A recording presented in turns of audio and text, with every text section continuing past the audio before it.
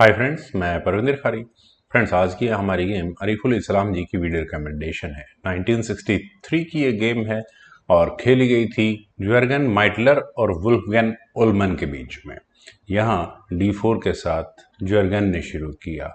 Wolfgang ने यहाँ खेला नाइट F6, C4 हुआ, then G6, knight C3, D5, D takes C5, knight takes D5, then हुआ E4, knight पर अटैक बना knight takes C3, B takes C3, then bishop आया G7 square पर, bishop C4 और इसके बाद ब्लैक का कैसल आया, night E2, night C6, white Castle's B6, bishop E3, bishop B7, queen गई D2 स्क्वायर पर। ओपनिंग बिल्कुल सिंपल चल रही है।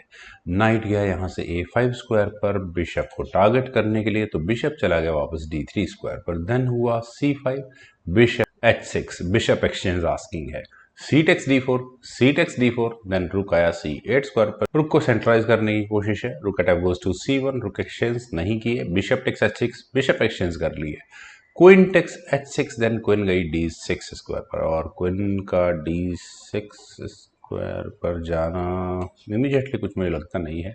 खैर H4, देन नाइट आया C6 स्क्वायर पर। व्हाइट का गेम प्लान बिल्कुल क्लियर है। इस H1 को एक कदम और आगे बढ़ाओ, यहाँ पॉन से क्वीन पर अटैक बनाओ और उसके बाद बिशप का इंट्रोडक्शन रखो यहाँ इस H7 पॉन पर। खैर नाइट आ चुका है, रुक D1 यहाँ पहले व्हाइट ने किया, तो क्या यहाँ ब्लैक इस D4 पॉन को ले सकता है? एक बार देखते हैं कि नाइट टेक्स D4 होने से होगा क्या।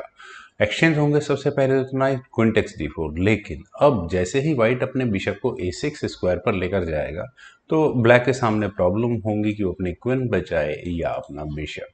तो इसका मतलब व्हाइट का D4 पॉन बिल्कुल सेफ है। क्वीन गई F6 स्क्वायर पर और फिर दोबारा नहीं, मुझे नहीं लगता अभी फिलहाल कोई प्रॉब्लम है। बिशप B5, नाइट को एलिमिनेट करने की कोशिश है। रुक अटैक गोज टू D8 और फिर वही प्रेशर यहाँ इस D4 पॉन पर, लेकिन इस बार व्हाइट ने पहले किया bishop takes C6, rook takes C6, then E5, queen पर अटैक बना। क्वीन गई यहाँ से F5 स्क्वायर पर, देन हुआ नाइट G3, वापस क्वीन पर अटैक बना। क्वीन फाइनली लैंड की G4 स्क्वायर पर और यहाँ इस पॉइंट पर जब व्हाइट के लिए सिर्फ एक ही मूव है कि वो यहाँ क्वीन एक्सचेंज कर ले, क्वीन को G5 स्क्वायर पर ले जाकर एक्सचेंज अगर हो जाती है तो that's it.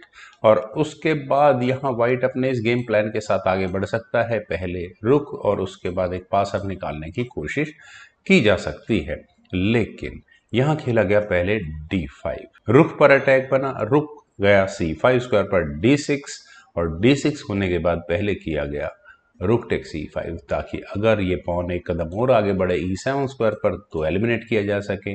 D pawn push और आगे बढ़ नहीं सकता, अदरवाइज सीधा सीधा यहाँ ये पॉन एलिमिनेट होने के खतरे हैं। तो व्हाइट ने पहले अपने रुक को लिया C1 स्क्वायर पर। रुक takes D6, rook takes D6, E takes D6, then friends यहाँ इस पॉइंट पर क्या आप यकीन करेंगे कि व्हाइट के लिए रुक C7 मूव बहुत ही डेंजरस है और यही मूव यहाँ ज्वेर्जन ने चला भी था, लेकिन ज्यादा बेटर होता कि क्वीन को वापस गेम में लाने की कोशिश की जाती। पर यहाँ रुक के C7 स्क्वायर पर आने के बाद फोर्सफुली यहाँ वुल्फगैंग को मौका मिला इस गेम को चेकमेट तक पहुंचाने का। कैसे? रुक E1 चेक और यहाँ इस पॉइंट पर ऑब्वियस है नाइट वापस F1 स्क्वायर पर आ नहीं सकता, अदरवाइज ये चेकमेट की थ्रेट है with the help of this bishop. Black को कोई जरूरत नहीं अपने इस बिशप को बचाने की। किंग यहाँ से गया H2 स्क्वायर पर और आप यहाँ इस वीडियो को पॉज करके रखें और जरा वो मूव ढूंढे जिसे चलने के बाद यहाँ ज्वेर्जन माइडलर ने रिजाइन कर दिया। और अगर आप रुक H1 चेक तक पहुंच चुके हैं तो कंग्रेचुलेशंस, यहाँ इस मूव के बाद व्हाइट का रेजिग्नेशन आया। वो क्यों? क्योंकि नाइट टेक्स H1 नहीं किया जा सकता, simply queen takes G2 check और वो सिंपल मेट है। बचती है ऑप्शन किंग टेक्स H1 की, लेकिन यहाँ से भी लाइफ इजी नहीं है। क्वीन H3 चेक, यहाँ ये G2 पॉन ऑलरेडी पिन है तो प्रॉब्लम्स होंगी ही होंगी। किंग जाएगा G1 स्क्वायर पर, then queen takes G2 check और वो भी मेट होगी। फ्रेंड्स, क्या डेडली चेकमेटिंग पैटर्न था। मुझे उम्मीद है आप सभी लोगों को भी ये गेम जरूर पसंद आई होगी। तो आप लोग इस वीडियो को लाइक करें, शेयर करें और मेरे यूट्यूब चैनल चैस्कल को प्लीज सब्सक्राइब जरूर करें। आपके कमेंट्स का मुझे बेहद इंतजार रहेगा।